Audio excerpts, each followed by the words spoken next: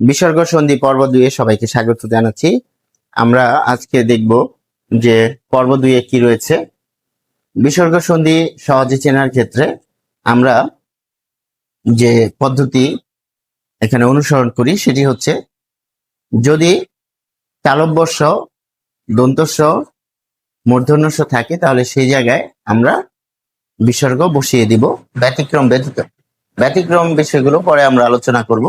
নিশ্চয় শব্দটি, অর্থাৎ এখানে আজকে আমরা যেটি নিয়ে আলোচনা করব, যে তালব্য স এর পরিবর্তে কিন্তু আসলে আমরা কি বসাতে পারি, বিসর্গ বসাতে পারি। এবং এখানে যদি আমরা খেয়াল করি, নিশ্চয় শব্দটির বানান বিশ্লেষণ হচ্ছে এরকম: দন্ত ন হসন্ত যোগ রস্ব ই, এরপর রয়েছে তালব্য স, এবং এরপর রয়েছে চ, এরপর রয়েছে অন্তস্থ অ। তাহলে এই যে তালব্য স হসন্ত, এটি কারণ হচ্ছে এটি চ এর সাথে যুক্ত বর্ণ রূপে রয়েছে। তাহলে নিশ্চয়, যখন আমরা থেমে যাচ্ছি, নিশ্চয়, নিশ্চয়, এই যে থেমে যাচ্ছি, কাজেই বুঝতে হবে এখানে আমার তালব্য স রয়েছে। কাজেই তালব্য স এর জায়গায় কিন্তু আমরা কি বসাবো, বিসর্গ বসাবো। ফলে আমরা পাচ্ছি নি বিসর্গ যোগ চয়, অর্থাৎ নিশ্চয় শব্দটি ক্ষেত্রে আমরা কি করব, যে তালব্য স এর পরিবর্তে বিসর্গ বসিয়ে দিব, ফলে আমাদের সন্ধি বিচ্ছেদ হয়ে যাবে। এটি সহজাত বিসর্গের একটি উদাহরণ। এরপর আমরা দেখব যে নিশ্চল। নিশ্চল শব্দটির যে বিশ্লেষণ সেটি আমরা যদি খেয়াল করি, যে ন হসন্ত যোগ রস্ব ই, তাহলে আমরা পাচ্ছি নি, এরপর আমরা পাচ্ছি তালব্য স হসন্ত যোগ চ যোগ ল, অর্থাৎ নিশ্চল। যখন নিশ বলছি তখন আমরা এই যে এটিকে আমরা বলছি তালব্য স হসন্ত হচ্ছে সংকেত। সংকেত কারণ বলছি এই জায়গায়, এর কারণ হচ্ছে এই জায়গায় আমরা বিসর্গ আনবো, অর্থাৎ কোনো বানানে তালব্য স দেখলে সেই জায়গাতে আমরা যদি বিসর্গ আনতে পারি, ফলে আমরা সন্ধি বিচ্ছেদ যে পেয়ে যাব, এই কারণে আমরা বলছি এটি হচ্ছে সংকেত। এবং এই যে নিশ, তাহলে এই জায়গায় আমরা তালব্য স নিয়ে আসছি এবং চল অংশটুকু পরে নিয়ে আসছি, ফলে আমরা নিশ্চল শব্দটি পেয়ে যাচ্ছি। এরপর আমরা পাচ্ছি যে শিরশ্ছেদ। শিরশ্ছেদ শব্দটির বিশ্লেষণ হচ্ছে তালব্য স হসন্ত যোগ রস্ব ই, যে এটি কিন্তু যুক্ত বর্ণ, তাই এখানে শি, তালব্য স এর সাথে হসন্ত রয়েছে, তাহলে এইটুক হচ্ছে শি। এরপর আমরা পাচ্ছি র, এরপর আমরা পাচ্ছি যে তালব্য স হসন্ত যোগ ছে, অর্থাৎ তালব্য স যোগ ছ, এখানে যুক্ত বর্ণ রয়েছে, এর সাথে আবার একারও যুক্ত বর্ণে রয়েছে, অর্থাৎ তালব্য স হসন্ত যোগ এই ছেকে বিশ্লেষণ করলে আবার হবে ছ হসন্ত যোগ এ, তাহলে এটি দাঁড়াচ্ছে তালব্য স হসন্ত যোগ ছ হসন্ত যোগ এ যোগ দ। যেহেতু এখানে আমার বিশ্লেষণের প্রয়োজন নাই, তাই আমরা এখানে কিন্তু বিশ্লেষণ দেখাইনি, কারণ আমাদের পড়ার বিষয় হচ্ছে সহজাত বিসর্গ।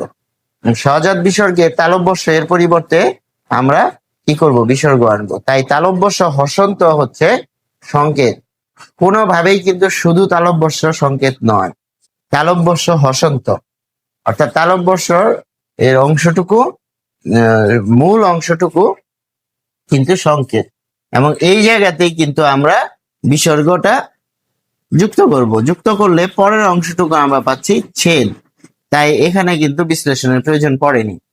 ফলে আমরা পাচ্ছি শিরশ্ছেদ, যখন বলছি শির বিসর্গ যোগ ছেদ। এরপর আমরা পাচ্ছি নিশ্চুপ, যখন বলছি নিশ্চুপ শব্দের বিশ্লেষণ, যে দন্ত ন হসন্ত যোগ রস্ব ই নি, তারপর তালব্য স হসন্ত যোগ চ যোগ রস, এই চ এর সাথেও কিন্তু হসন্ত হবে, কারণ এই চ এর সাথে রসও যুক্ত বর্ণ রূপে রয়েছে। তার মানে এই যে নিশ্চুপ, এখানে তালব্য স, চ আর রসও মিলে কিন্তু একটা যুক্ত বর্ণ, কিন্তু আমরা বিসর্গ আনবো শুধুমাত্র তালব্য স হসন্ত এর সাথে, কারণ তালব্য স হসন্ত এখানে আমাদের সংকেত, যেহেতু আমরা পড়ছি সহজাত বিসর্গ। কাজেই এই স এর পরিবর্তে সহসন্ত এর পরিবর্তে যখন বিসর্গ আনছি তখন আমি পেয়ে যাচ্ছি বাকি অংশটুকু চুপ। তার মানে নি যোগ চুপ। এবারে আমরা আনবো আরেকটি উদাহরণ, সেটি হচ্ছে দুশ্চিন্তা। তাহলে দু দ হসন্ত যোগ রস্ব উ দু, এরপর আসি তালব্য স হসন্ত যোগ চ। তার মানে তালব্য স এর সাথে চ এখানে যুক্ত রয়েছে, এই চ এর সাথে আবার রস্বই যুক্ত হয়েছে, তাই দুশ্চি বলছি, দুশ্চি। এই দুশ্চি যখন বলছি তাহলে দুশ্চি। তারপর আবার কিন্তু এই যে আরেকটি যুক্ত বর্ণ রয়েছে দন্ত ন আর ত যোগ স্বরে আ, দুশ্চিন্তা। অর্থাৎ চিন্তা যখন বলছি তখন কিন্তু এই যুক্ত বর্ণগুলো আমরা আলাদা আবার দেখিয়েছি। ফলে এই পুরো বানানে আমাকে দেখতে হবে কোথায় তালব্য স হসন্ত রয়েছে, অর্থাৎ তালব্য স হসন্ত রয়েছে দু এর পরে। ফলে দু এর পরে আমরা তালব্য স হসন্ত, দু এর পরিবর্তে আমরা বিসর্গ বসিয়েছি এবং বাকি অংশটুকু এই যে চিন্তা, এটা একেবারে বানান করে আমরা লিখে। পুনশ্চ শব্দটির বিশ্লেষণ যখন আমরা পাচ্ছি তখন আমরা পাচ্ছি প হসন্ত যোগ রস্ব উ, তখন এটি দাঁড়াচ্ছে পু, আর তারপর হচ্ছে দন্ত ন, তারপর হচ্ছে তালব্য স হসন্ত। তাহলে পুনশ যোগ চ, এই যে তালব্য স হসন্ত যোগ চ, এটি দাঁড়াচ্ছে একটি যুক্ত বর্ণ রূপে তালব্য স হসন্ত যোগ চ। ফলে আমরা পাচ্ছি যে পুন বিসর্গ যোগ চ। তাহলে এখানে পু ন, এই তালব্য স হসন্ত এর পরিবর্তে বিসর্গ, এবং এই বিসর্গ এর পরে শুধুমাত্র চ থাকছে বলে আমরা এই চ কে এখানে বসিয়েছি। ফলে আমরা পাচ্ছি পুনশ্চ পুন বিসর্গ যোগ চ।